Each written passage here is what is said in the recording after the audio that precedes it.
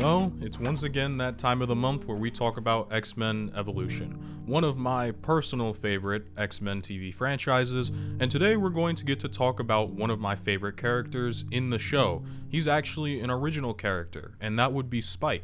Now, what's interesting is that Spyke wasn't even originally planned for this show, as it was originally Armadillo that they were going to go with, and Spyke himself isn't even an entirely unique character, kind of just a ripoff of, well, the real Spyke, who happens to exist in the comics. But this version definitely went his own way, and honestly, the only reason he was actually made the character that he is currently was simply because there was a large proportion of black youth watching Kids WB. But regardless, I still ended up really enjoying the character, and I thought he was not the most unique, but one of my favorites. And so I want to talk about Spyke today, especially in the 2 episodes that he is most prominent. When we first meet Spyke, he is a high school basketball player. He happens to share a team with Pietro, who is obviously Quicksilver, but this episode serves as the introduction for both. We also find out Aurora, or Storm, is his aunt. Now, of course, that's how we know that Spyke is a mutant, as mutations are passed down through genetics. But as well, Spyke hasn't really been dealing with his mutation for very long. As a matter of fact, it was brand new, and something he just stumbled upon as of recently, and accidentally used to help himself during his high school basketball game. Now, Pietro was very upset by this fact that Evans didn't pass to him. Evan didn't pass to him at all, and this is for the first time that we get to see Evan really talk and interact with a character, and the first thing we really get from him is that he has a serious chip on his shoulder. It's actually one of Spike's defining character traits. That was a great pass, man, but there's no way you could have made it down the court in time for a shot. Hey, dude, I got moves you can't even imagine. And I'm through holding back just to make guys like you look good. Now, we'll get more into talking about Evan's chip on his shoulder later, but it's also important to establish that he is fairly new to his powers, like I mentioned earlier. Especially when Aurora comes to confront him, Evan wants to believe that he has his powers under control, and that he doesn't need to go to this special school for freaks. But it's very, very clear that dude has almost little control of his powers, and so Aurora is really trying to come from a place of care and truly wants to help him. But Spyke, being the character he is, very much doesn't want to be involved with the X-Men, and he doesn't want to be involved with the school at all. He really is afraid of being feared as a freak. Now, the show doesn't do a whole lot with this in the first season, but it is something we will touch on later. So bad, Mrs. Daniels. Having special powers can be pretty cool sometimes. Oh yeah? I'll tell you what, Shades. Let me see what you've got that's so cool. Evan! Okay, whatever. Look, man, I like it right here, and I'm not going to some home for freaks. Spyke is also one to hold a lot of heavy grudges. For example, someone has been messing with his locker at school, and so he is given quote-unquote help from Pietro in order to catch the person who had been defaming his locker, only for it to be found out that it is Pietro himself who has been doing this. And Pietro did all of this to get back at Evan for not passing him the ball enough in basketball, and to show him who's really the best mutant on the team. And he also ends up framing Evan for completely and utterly destroying the school and breaking in after hours, which is illegal. Which of course lands Evan in jail, and which he's given 2 choices: to join the X-Men and join the Institute, or to be left to rot in prison. And so Evan chooses to join them, not because he really has a choice, but also because they offer him the ability to get back at Pietro for essentially defaming his name. And that's his main motivation throughout this first episode that we see him. He really just wants to get back at Pietro for wronging him, and even Logan points this out at a family breakfast. And so Evan decides to take training very seriously, especially after overhearing the conversation that they had at breakfast. And the first chance Evan gets, the next time he sees Pietro, he desperately tries to go after him. And it doesn't really help that Pietro is going to continue to egg him on. Except now Evans does have help from the rest of the members of the X-Men. but it doesn't really help when it comes to catching a dude who is just so much faster than you. No matter how much training Evan did, it didn't really help him, and he's frustrated. Thought you said all that training stuff would help. Training's just one part of it, Spyke.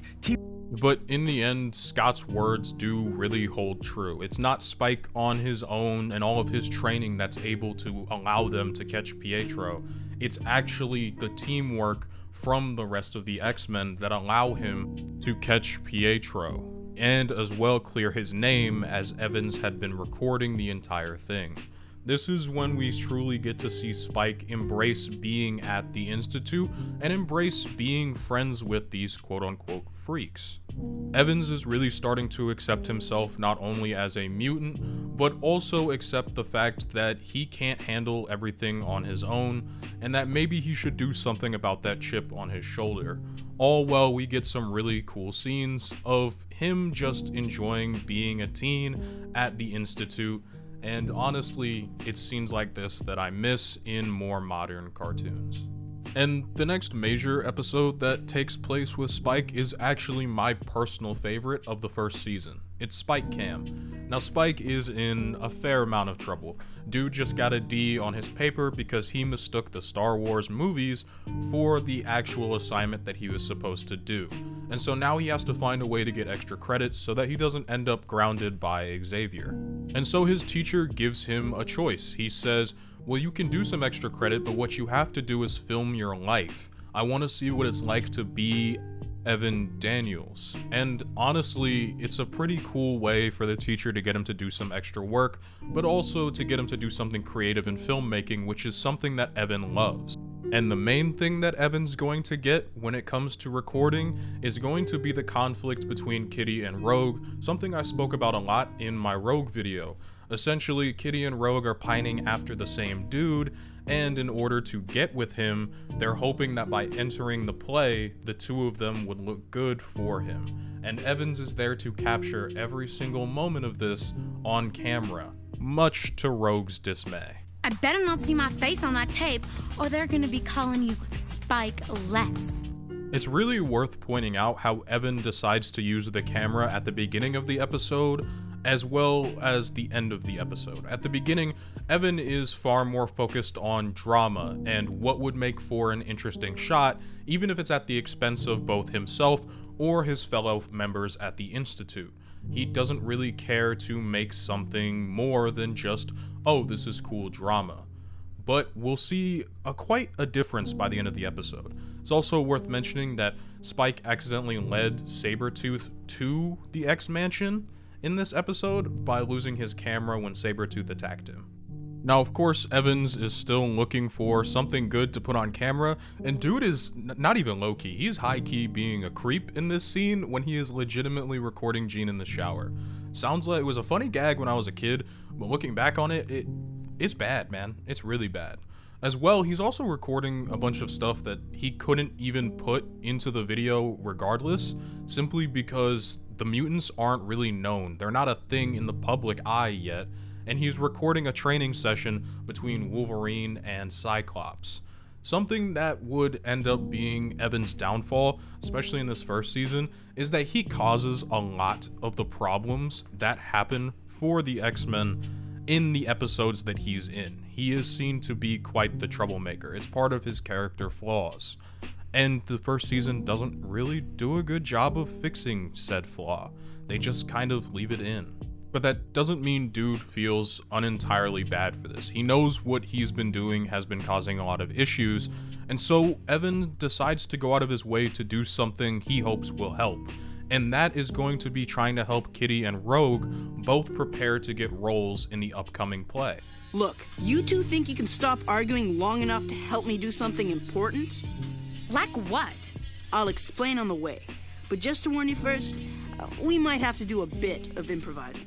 Evan decides to look at this project in a far different light. Rather than just being a way for him to make cool scenes and get character drama, he decides to use this as a tool to hopefully do some good and try to unite the two fellow X-Men that are in his wake. And as well, hopefully, get some good footage for his project because of course he still needs to pass.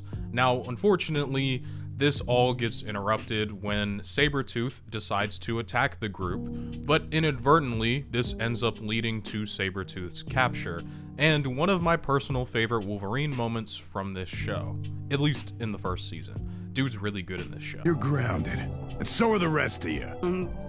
For how long? I don't know.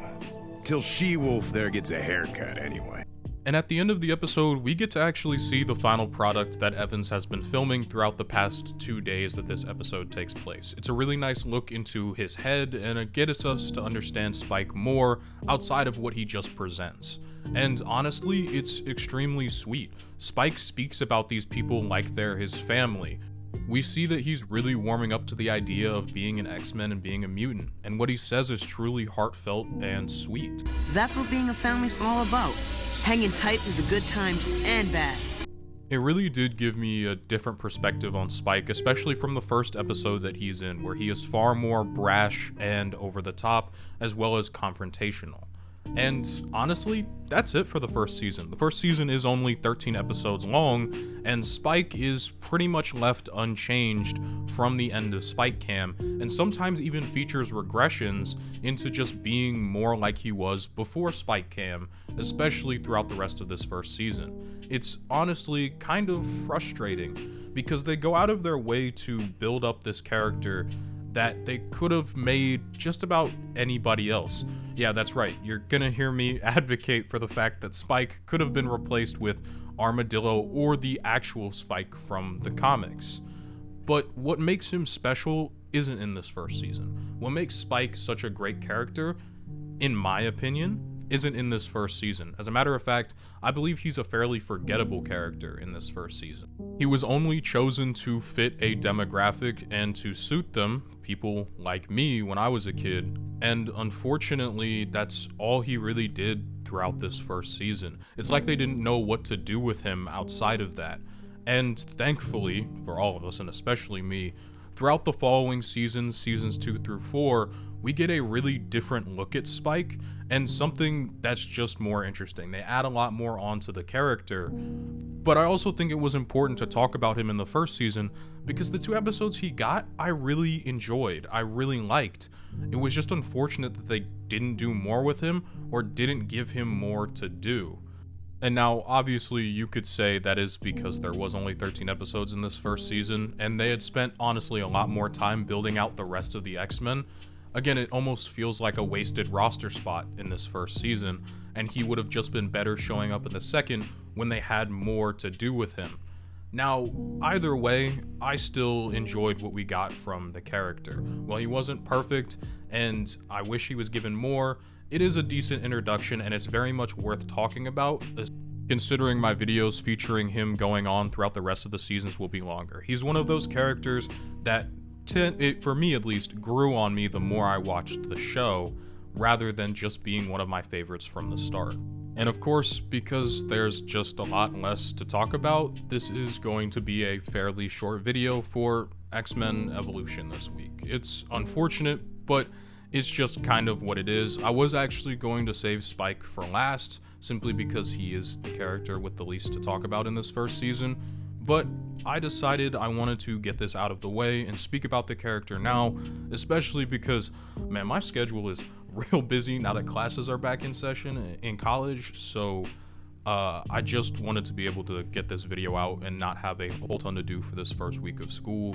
So I hope you guys aren't too disappointed by that, because next week you'll be seeing two Earth's Mightiest Heroes videos, so stick around for that. Well, as this video comes to an end, I just want to take a moment to thank you all for watching. If you liked the video, please leave a like, it helps out the channel a lot. If you want to sub, feel free to sub, you can always unsubscribe later. If you dislike the video, please dislike and then tell me why down below. I believe constructive criticism is the best way I can continue to improve as a content creator. And finally, if you want to support my Patreon, which you don't have to, It is available for $1 a month. The link is in the description. And as well, you'll get to see each one of these videos both early and unedited. And if you are a part of my $5 and above tier, you'll get shouted out at the end of each one of my videos. So without further ado, shout out to VideoGamer75, shout out to GoldenBoy420, shout out to Dakota Rawson, Donovan Gomez, and MC Bomb27. You guys are the best. I hope you have an absolutely fantastic day.